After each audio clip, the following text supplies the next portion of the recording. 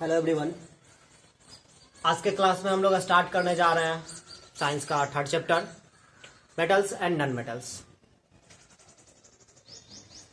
आप लोग जानते हैं सबस्टांसेस जो हैं इसके दो टाइप हैं, pure substances and mixtures. Pure substances जो हैं इनके फर्दर दो टाइप्स हैं, एलिमेंट्स एंड कंपाउंड्स। और आज के समय में टोटल 118 एलिमेंट्स जो है वो नोन है। टोटल 118 एलिमेंट्स जो है वो डिस्कवर्ड हो चुके हैं। हाँ, ऐसा भी है कि इनमें से कुछ जो है रेडियो एक्टिव हैं, वो नेचर में एग्जिस्ट नहीं करते हैं, काफ़ी अनस्टेबल हैं। लेबोरेटरी में उनको प्रोड्यूस किया जाता है, कुछ देर के लिए वो टिकते हैं, फिर जो है वो लाइटर एलिमेंट्स में, हल्के एलिमेंट्स में जो है न्यूक्लियर रिएक्शन के थ्रू कन्वर्ट हो जाते हैं। तो टोटल जो है 118 एलिमेंट्स नोन है। जब एलिमेंट्स डिस्कवर होते जा रहे थे, केमिस्ट्री की बिगिनिंग की मैं बात कर रहा हूँ, जब टोटल 118 एलिमेंट्स जो हैं, अब तक के जितने भी एलिमेंट्स हैं ये सारे डिस्कवर नहीं हुए थे, कुछ गिने चुने एलिमेंट्स ही डिस्कवर हुए थे और नए एलिमेंट्स डिस्कवर होते जा रहे थे। तो शुरुआत में चूँकि कम एलिमेंट्स जानकारी में थे तो उनके बारे में जानकारी भी कम थी, उनके प्रॉपर्टीज़ भी कम लोग जानते थे,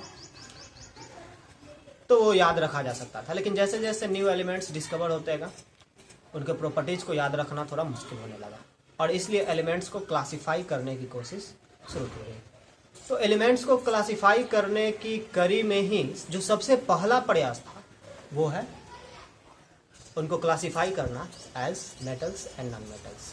हाँ, एक अलग कोशिश भी की गई जो मेटल्स और नॉन मेटल्स किसी में भी ना कैटेगराइज हो सके, उनके लिए फिर से एक कैटेगरी बनाया गया था, मेटलॉइड्स या फिर सेमी मेटल्स। पर जो भी है, ये एक बेटर किसी भी तरीके से ये एक बेटर क्लासिफिकेशन नहीं रहा। हाँ, लेकिन आगे के स्टडीज़ के लिए जो है इसे पढ़ना भी जरूरी है। ओके, मतलब कि हाँ, जो बेटर जो इम्प्रूव्ड क्लासिफिकेशन है वो हम लोग पढ़ेंगे 5th चैप्टर में। चैप्टर का नाम है पीरियोडिक क्लासिफिकेशन ऑफ एलिमेंट्स। तो उस चैप्टर को इजीली समझने के लिए जो है इस चैप्टर को पढ़ना भी जरूरी है। तो शुरुआत करते हैं इस चैप्टर को। ये आप लोग याद रखेंगे कि एलिमेंट्स को क्लासिफाई करने की कड़ी में जो सबसे पहला प्रयास है वो है एलिमेंट्स को मेटल्स एंड नॉन मेटल्स में क्लासिफाई करना। ये है एलिमेंट्स को क्लासिफाई करने की कोशिश में उसके कड़ी में पहला प्रयास। ओके, तो मेटल्स एंड नॉन मेटल्स के कैटेगरी में जब एलिमेंट्स को बांटने का कोशिश किया गया, तो ये जो दो कैटेगरी बनाए गए थे, इन्हें सिर्फ फिजिकल प्रॉपर्टीज ही असाइन किए गए थे और फिजिकल प्रॉपर्टीज के बेसिस पर ही इन्हें कैटेगराइज किया गया था और इन्हें कहा गया characteristic behaviour, characteristic properties of metals and non metals. तो मैं डिस्कस करने जा रहा हूँ आपके सामने characteristic properties of metals and non metals. सबसे पहले बात करते हैं फिजिकल स्टेट की। मेटल्स जो है वो सॉलिड स्टेट में पाए जाते हैं, रूम टेम्परेचर पर मेटल्स सॉलिड स्टेट में पाए जाते हैं। और नॉन मेटल्स कुछ नॉन मेटल्स सॉलिड स्टेट में भी हो सकते हैं, कुछ नॉन मेटल्स लिक्विड स्टेट में भी हो सकते हैं और कुछ नॉन मेटल्स गैसियस स्टेट में भी हो सकते हैं। ओके, लेकिन मेटल्स जो है वो सॉलिड स्टेट में पाए जाते हैं। सिर्फ एक एक्सेप्शन है जो आप लोग याद रखेंगे, शायद आप लोग को पता होगा, क्या है? मरकरी। मरकरी जो है रूम टेम्परेचर पर लिक्विड स्टेट में पाया जाता है। बाकी जितने भी मेटल्स हैं वो रूम टेम्परेचर पे सॉलिड स्टेट में पाए जाते हैं।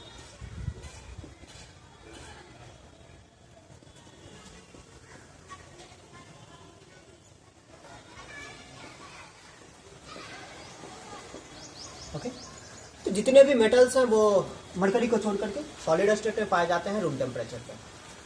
मरकरी जो है वो लिक्विड स्टेट में पाया जाता है। नॉन मेटल्स गैस भी हो सकते हैं, जैसे कि nitrogen, hydrogen, oxygen, chlorine. Non metals liquid भी हो सकता है। लिक्विड में कौन? लिक्विड में है iodine. Okay, bromine room temperature पे थोड़ा सा कंफ्यूजन इसमें रहता है, ठीक ना, इसका मेल्टिंग पॉइंट लो है, लेकिन तो ब्रोमीन जो है लिक्विड स्टेट में भी पाया जा सकता है। ओके, और सॉलिड स्टेट में सॉलिड स्टेट में फास्फोरस हो गया, सल्फर हो गया, ये जो है सॉलिड स्टेट में पाए जाते हैं। अब बात करते हैं मेल्टिंग और बॉइलिंग पॉइंट की।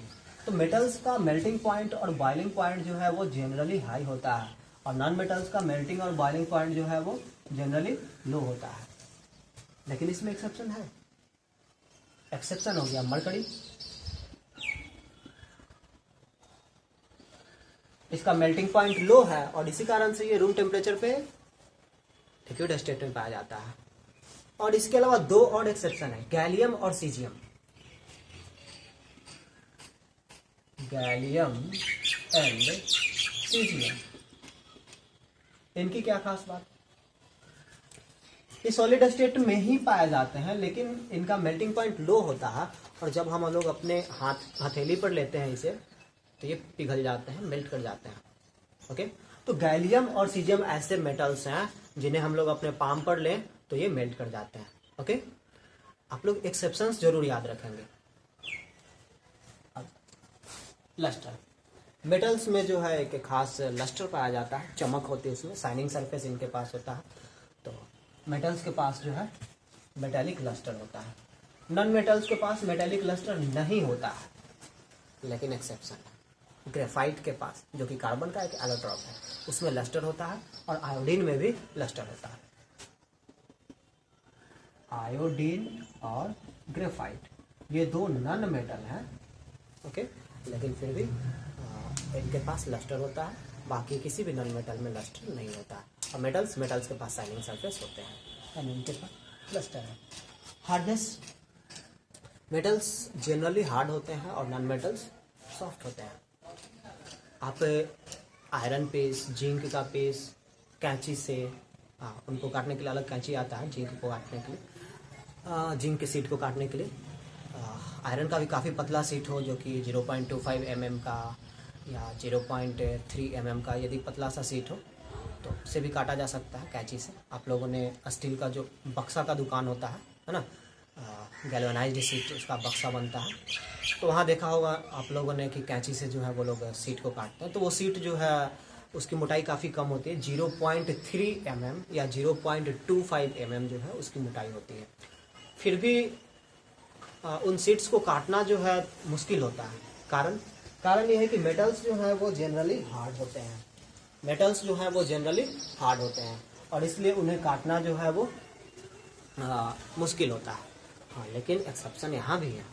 सोडियम, मैग्नीशियम और सोडियम, पोटेशियम और लिथियम, ये अल्कली मेटल्स कहे जाते हैं। सोडियम, पोटेशियम और लिथियम अल्कली मेटल्स कहे जाते हैं, और इन्हें आप इजीली चाकू से भी काट सकते हैं। जिस तरीके से आप मोम को काट सकते हैं, मोम, उसी तरीके से जो है आप सोडियम को भी काट सकते हैं। ये जनरली हार्ड होते हैं मेटल्स, लेकिन एक्सेप्शन में है सोडियम, लिथियम, पोटेशियम, जिन्हें चाकू से भी काटा जा सकता है, और ये जनरली सॉफ्ट होते हैं, लेकिन इसमें भी एक्सेप्शन है। डायमंड, जो कि कार्बन का ही एक और एलोट्रॉप है, जैसे ग्रेफाइट एक एलोट्रॉप है, उसी तरीके से डायमंड भी एक एलोट्रॉप है। और डायमंड जो है नेचर में पाया जाने वाला सबसे हार्ड सबस्टांस है। हार्डेस्ट सबस्टांस कौन है? Diamond. Okay, next, malleability and ductility. Metals जो है वो मैलिएबल भी होते हैं और डक्टाइल भी होते हैं, लेकिन नॉन मेटल्स नहीं। मेटल्स को आप पीट करके उनसे पतले पतले शीट्स बना सकते हैं। ओके, मेटल्स को पीट कर उन्हें जो है पतले पतले शीट्स में कन्वर्ट किया जा सकता है। इसके मेटल्स के इस प्रॉपर्टी को हम लोग मैलिएबिलिटी बोलते हैं।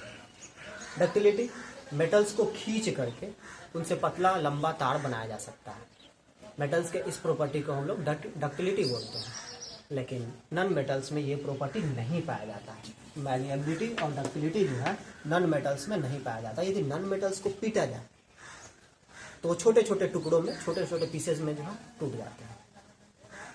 जैसे नमक का जो है, नमक का क्रिस्टल लिया जाए, उसे पीटा जाए, या फिर पत्थर को हथौड़ा से पीटा जाए तो छोटे छोटे टुकड़ों में टूट जाता है। उसी तरीके से नॉन मेटल, ग्रेफाइट आपके पेंसिल में जो लीड होता है वो ग्रेफाइट का बना होता है, उसको आप पीट करके देख सकते हैं। वो शीट्स में कन्वर्ट नहीं होगा, वो पतला नहीं होगा, ठीक है। उसको खींचेंगे तो वो लंबा नहीं होगा।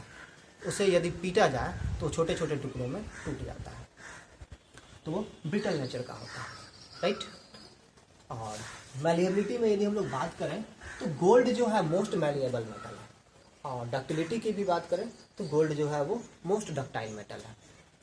गोल्ड मोस्ट मैलिएबल मेटल है और गोल्ड ही मोस्ट डक्टाइल मेटल है। सिल्वर की भी मैलिएबिलिटी और डक्टिलिटी अच्छी होती है और वो गोल्ड के बाद उसका नंबर आता है। गोल्ड कितना डक्टाइल है इसका अंदाजा आप इस बात से लगा सकते हैं कि 1 ग्राम गोल्ड को खींच करके उससे 2 किलोमीटर लंबा तार बनाया जा सकता है। 1 ग्राम गोल्ड को खींच करके उससे 2 किलोमीटर लंबा तार बनाया जा सकता है। यदि 1 ग्राम गोल्ड को खींचा जाए, पतला तार बनाया जाए, तो वो 2 किलोमीटर लंबा तक खींचेगा, वो नहीं टूटेगा। हाँ, 2 किलोमीटर से ज़्यादा जाने पर वो टूटेगा, ठीक है। तो उसकी टेंसाइल स्ट्रेंथ उतनी है, राइट। हाँ, डक्टिलिटी, मैलिएबिलिटी और डक्टिलिटी आप लोग को समझ में आ गया। अब हम लोग बात करते हैं इलेक्ट्रिकल एंड थर्मल कंडक्टिविटी की। मेटल्स जो है वो गुड कंडक्टर है, हीट के लिए भी और इलेक्ट्रिसिटी के लिए भी मेटल्स गुड कंडक्टर है। लेकिन नॉन मेटल्स इंसुलेटर है, ओके। लेकिन नॉन मेटल में एक एक्सेप्शन है, ग्रेफाइट। ग्रेफाइट एक नॉन मेटल होते हुए भी एक अच्छा कंडक्टर है। ग्रेफाइट एक नॉन मेटल होते हुए भी हीट और इलेक्ट्रिसिटी का एक अच्छा कंडक्टर है। और जितने भी मेटल्स हैं उन सब में बेस्ट कंडक्टर है सिल्वर। कॉपर भी अच्छा कंडक्टर है, एल्यूमिनियम भी अच्छा कंडक्टर है, लेकिन इलेक्ट्रिसिटी का बेस्ट कंडक्टर कौन है? सिल्वर। और लेड और मरकरी जो है हीट के पुअर कंडक्टर्स हैं। Lead, Pb and Hg, mercury, ये दोनों जो है हीट के पुअर कंडक्टर्स हैं। बाकी सब मेटल्स के कंपैरिजन में इनकी कंडक्टिविटी लो है, ओके। मेटल्स जो है वो जनरली इलेक्ट्रिसिटी के लिए भी और हीट के लिए भी गुड कंडक्टर होता है। सिल्वर बेस्ट कंडक्टर है इलेक्ट्रिसिटी का, कॉपर और एल्यूमिनियम भी अच्छे कंडक्टर्स हैं, और एल्यूमिनियम का और कॉपर का वायर भी बनाया जाता है। लेड और मरकरी जो है वो हीट के पुअर कंडक्टर्स हैं। और नॉन मेटल्स जो है वो इंसुलेटर होते हैं और ये अच्छे कंडक्टर नहीं है, लेकिन ग्रेफाइट जो है वो एक अच्छा कंडक्टर है। शॉनरास, देखिए मेटल्स को यदि पीटा जाए उनसे जो है एक कैरेक्टरिस्टिक, एक स्पेशल साउंड जो है निकलता है, जिस कारण से उनका यूज जो है बेल बनाने में किया जाता है, घंटी बनाने में किया जाता है। आपके स्कूल में जो घंटी होगा या फिर मंदिर में जो घंटा लगा होता है ना, तो वो मेटल्स के बने होते हैं। ये ऐसा साउंड प्रोड्यूस करता है जिसमें थोड़ा इको होता है, ओके, थोड़ा वो गूंजता है। मेटल्स में जो है एक स्पेशल साउंड पाया जाता है, उस साउंड को हम लोग सोनरस बोलते हैं। नॉन मेटल्स में कुछ उस तरह का खास साउंड नहीं होता है। इलेक्ट्रॉनिक कॉन्फ़िगरेशन की यदि हम लोग बात करें, तो मेटल्स के आउटर मोस्ट सेल में या तो 1 इलेक्ट्रॉन हो सकते हैं, या फिर 2 इलेक्ट्रॉन हो सकते हैं, या फिर 3 इलेक्ट्रॉन हो सकते हैं, ओके। जनरली मेटल्स के इलेक्ट्रॉनिक कॉन्फ़िगरेशन की यदि हम लोग बात करें तो उसका आउटर मोस्ट सेल में 1, 2 या 3 इलेक्ट्रॉन हो सकते हैं। और यदि नॉन मेटल्स की बात करें उसमें 4, 5, 6, 7, 8 हो सकता है, ओके। इलेक्ट्रो पॉजिटिव और इलेक्ट्रो नेगेटिव, देखिए मेटल्स जो है वो इलेक्ट्रो पॉजिटिव होते हैं। मेटल्स हमेशा इलेक्ट्रो पॉजिटिव होते हैं। इलेक्ट्रो पॉजिटिव होने से क्या मतलब है? मेटल्स हमेशा इलेक्ट्रो पॉजिटिव होते हैं। इलेक्ट्रो पॉजिटिव होने से क्या मतलब है? ये इलेक्ट्रॉन्स लूज करके पॉजिटिव आयंस का फॉर्मेशन करते हैं, यानी केटायंस का फॉर्मेशन करते हैं। और नॉन मेटल्स जनरली इलेक्ट्रोनेगेटिव होते हैं। तो क्या नॉन मेटल्स इलेक्ट्रोपॉजिटिव भी हो सकते हैं? हाँ बिल्कुल। हाइड्रोजन सिंपल सा एग्जांपल है। हाइड्रोजन इलेक्ट्रॉन लॉस करके पॉजिटिव आयन का भी फॉर्मेशन करता है।